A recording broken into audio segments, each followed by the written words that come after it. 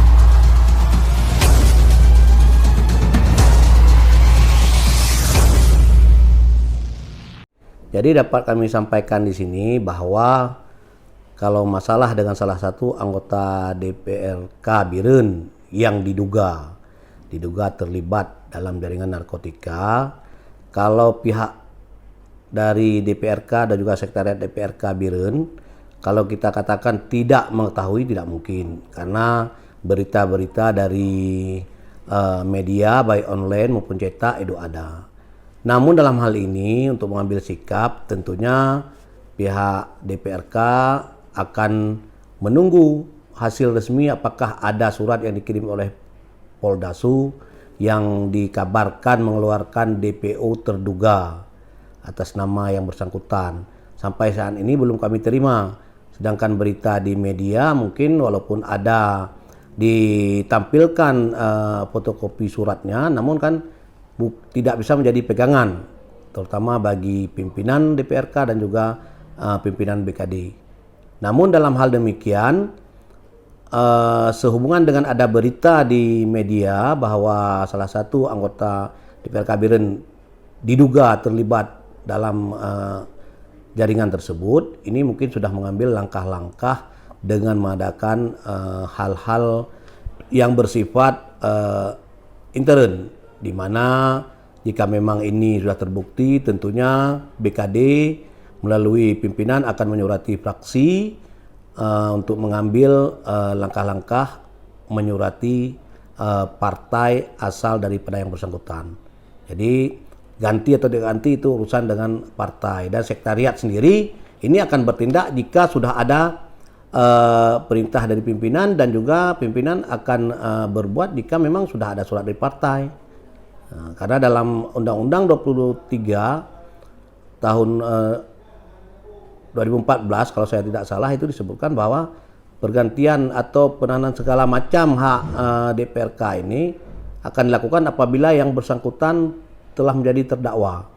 Jadi di situ mungkin penghentian gaji dibayar sebesar 50% itu baru setelah beliau menjadi terdakwa. Jadi dalam hal ini kami telah melakukan langkah-langkah yang mungkin walaupun itu belum mengenai dengan yang bersangkutan, namun sudah mengambil langkah-langkah melalui fraksi. Jadi sehingga fraksi sudah mengetahui, dan jika memang sudah harus disurati partai asal, itu setelah ada surat resmi, itu tentu akan segera dilakukan. Yang jelas semenjak di DPO tanggal 5 itu mungkin beliau memang tidak ada dalam kegiatan kantor.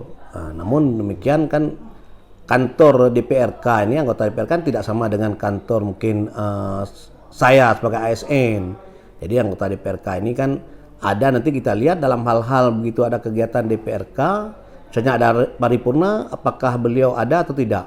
Tapi ini karena paripurna, ini baru pada hari ini kita adakan paripurna penyampaian LKPJ, ini terbukti beliau tidak ada. Jadi kalau dalam tatib itu nanti ada sampai 6 kali tidak ada hadir dalam paripurna, itu mungkin ada tindakan disiplin dari BKD. Nanti kita lihat ke depannya, ini menyangkut dengan tindakan disiplin tidak mengikuti rapat-rapat sesuai dengan tatib. Kalau menurut yang terlibat dengan hukum itu ada aturannya sendiri. Kalau terkait hal itu, karena kita ini kan belum ada yang secara resmi menyampaikan bahwa memang ini benar yang bersangkutan sudah DPO terduga terlibat. Jadi itu belum kita terima. Kalau kita baca di koran mungkin sudah ada, tapi apakah itu bisa kita jadikan satu untuk dasar hukum kita untuk ini beliau? Karena bagaimanapun ajas duga tak bersalah kan harus tetap kita pegang. Kalau dari beliau, kejadian beliau itu kan berarti baru hari ini paripurna ini. Kalau paripurna ke depan, sebelumnya beliau ada di kantor. Malahan terakhir beliau ada rapat paripurna pembahasan anggaran 2021, beliau ada. Malahan paripurna terakhir beliau ada, tapi pembahasan itu ada. Jadi itu menurut ada tertib kalau saya tidak salah 6 kali paripurna. Namun itu bisa kita lihat dalam tatib daripada DPRK Biren lagi. Nah, itu tapi untuk tingkat disiplin. Kalau memang tidak mengikuti kegiatan-kegiatan yang diadakan oleh DPRK, itulah tindakan disiplin, dan ini akan disampaikan kepada fraksi. Kemudian fraksi karena perpanjangan dari partai itu akan disampaikan kepada partai. Nah, jadi kalau mengenai disiplin karena melanggar tatib, kalau melanggar ini, kalau memang sudah ada resmi ya mungkin dari pimpinan DPRK bersama dengan BKD itu akan mengambil tindakan lainnya. Kita hanya memegang pada azas duga tak bersalah. Jadi memang mungkin beliau musibah diduga terlibat segala macam, tapi kan yang namanya diduga bisa ada, bisa tidak. Jadi kita tetap anggota DPRK dan pimpinan DPRK ini, juga kami di sekretariat ini tetap memegang pada azas duga tak bersalah. Jadi jika memang sudah ada surat dari lembaga resmi, tentu ada sikap yang tentu akan diambil oleh lembaga DPRK. Jadi kami kalau sekretariat ini memang menunggu bagaimana arahan daripada pimpinan DPRK.